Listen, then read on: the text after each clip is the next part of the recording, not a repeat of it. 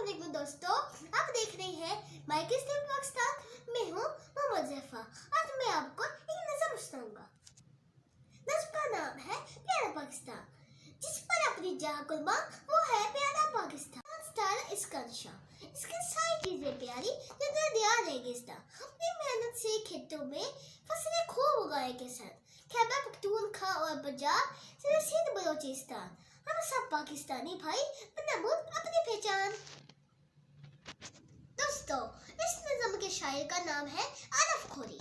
मुझे ये नज़म बहुत पसंद है। अगर आपको ये नज़म पसंद आई है तो कमेंट करके जरूर बताएं। आप सोच रहे होंगे कि मैं हंस क्यों रहा हूँ। इसकी वजह ये है कि हमारे काम आज जल्दी खत्म हो गए।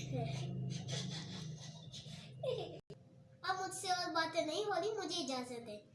फिर मिलेंगे। अल्लाह हाफिज।